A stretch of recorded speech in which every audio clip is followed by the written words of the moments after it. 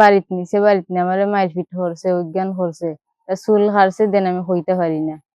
মাও আসলো লগে, বাইও আসলো লগে। বাইচা হওয়ার পরে ১৫ দিন থাকছি। থাকার পরে তার বাড়িতে লিয়া গেছি। যেদিন লিয়া গেছে রাত সকালেই আরম্ভ করে লিছে মারপিট। কোনোই আমার মার সামনে, মামুর সামনে, সবার সামনে মারপিট করতো। তারা খুঁজতা মারতা না। তো আমার আম্মা সরল মানুষ, কত চেষ্টা করছইন তার ঘর হরানির লেগে এখন বাইতে একটা মারছে, আল্লাহ আরো দিবানি। ওই আমার আম্মা বুঝাইছেন টাকা পয়সাটা লাইয়া দিছেন, সাহায্য তুললে আমারে শান্তি রাখার লাগি। তারপরে আর দেওয়ার ক্ষমতা নাই, তারপরে আমারে নির্যাতন করা শুরু করছে। আমারে মারছে, লাইতেইছে, মুড়কাইছে, অজ্ঞান করছে, হইরা বাদে চুল কাটছে। চুল কুপা আস্তা কাটি লিছে আমি কইতে পারি না। এর বাদে আমার হুশ আইছে, তারপরে আখতা দেখি আমার চুল কাটা। এর বাদে জাকিরে আমার শৈল্য টাচ করছে, এটা হওয়ার মতন নাই। জাকিরে নিছে তার বাড়িতে নিয়ে আমারে দর লাগাইয়া তালা মাইরা তৈছে। বাদে এক ফুরতা মানছে আমার বাড়ির খবর হইছে।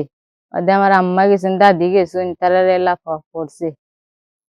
মেম্বার সাহেবেও কিচ্ছু মারছেন না। এর বাদে আমার আম্মায় থানা লইয়া গেছেন, গিয়ে আমার উদ্ধার করছেন।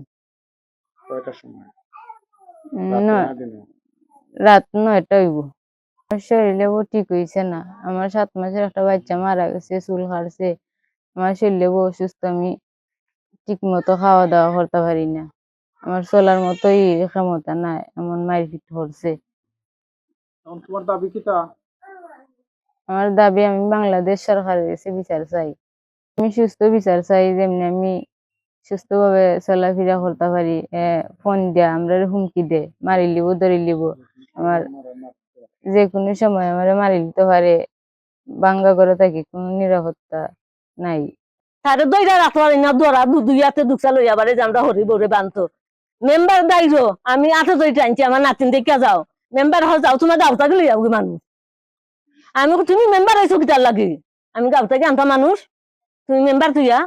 এর সালে আমরা ৭টা পর্যন্ত বার চাইছি, হয় দেখি ৪০ মানুষ আইন, অথবা একটা গাঁও ৯টা পর্যন্ত বার চাইছি। আমরা দেখি আইনে আসলে আমরা থানা রাউলা লইয়া গিয়া, থানা লইয়া আমার নাতি নেছি আইনা, বাদে দিন হসপিটাল লইয়া গেছি।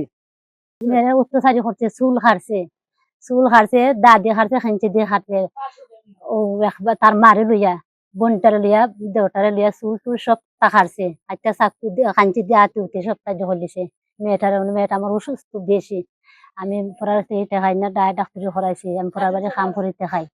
নিন্দা আরো আগে জানাই, আশা করি মেম্বারও নিন্দা জানাইবা। কারণ আমরা আইন বিচারে যে একটা বিচার করি, সালিশতা করি, এটা তারা বেশি একটা ইজ্জত দেয় না, আর এটা মানতে রাজি নাই।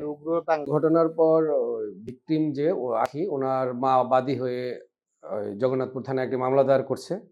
মামলা দায়েরের সাথে সাথেই আমরা ওই ভিকটিমের স্বামী রুমনকে গ্রেপ্তার করে বিজ্ঞ আদালতে পাঠাইছি।